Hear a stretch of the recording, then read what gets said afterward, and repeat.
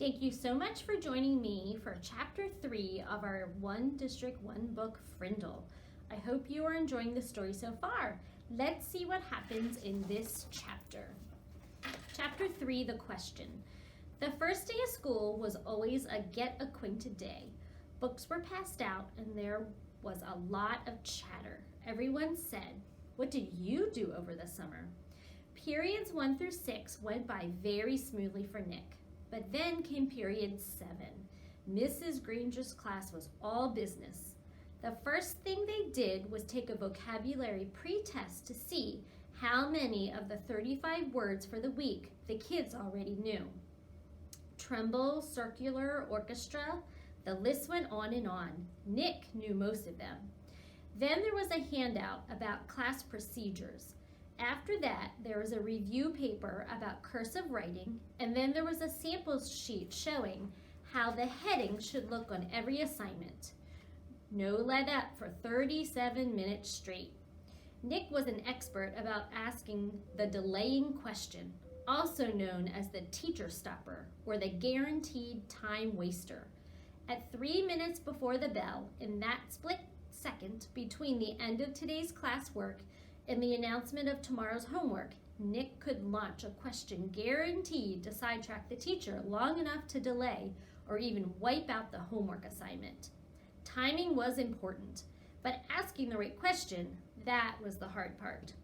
Questions about stuff in the news, questions about the college the teacher went to, questions about the teacher's favorite book or sport or hobby. Nick knew all the tricks, and he had been very successful in the past. Here, he was in 5th grade, near the end of his very first language arts class with Mrs. Granger, and Nick could feel a homework assignment coming the way a farmer can feel a rainstorm. Mrs. Granger paused to catch her breath, and Nick's hand shot up. She glanced down at her seating chart and then up at him. Her sharp gray eyes were not even turned up to half power. "Yes, Nicholas?" "Mrs. Granger, you have so many dictionaries in this room, and that huge one especially.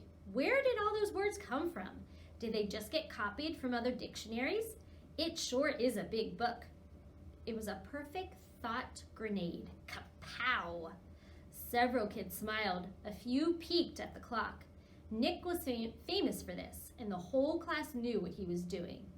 Unfortunately, so did Mrs. Granger. She hesitated a moment and gave Nick a smile that was just a little too sweet to be real. Her eyes were the color of a thundercloud.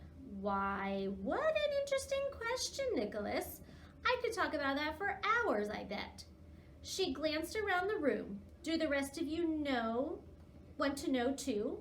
Everyone nodded their head yes. "Very well then, Nicholas. Will you do some research on that subject and give a little oral report to the class? If you find out the answer yourself, it will mean so much more than if I just told you the answer. Please have your report ready for our next class." Mrs. Granger smiled at him again, very sweetly. Then it was back to business.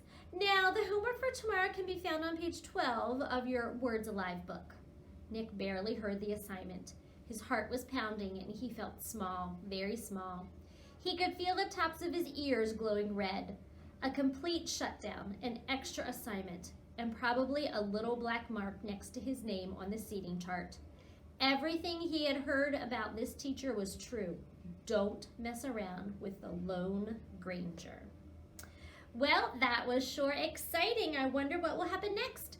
Be sure to join us tomorrow to see what happens in Frindle.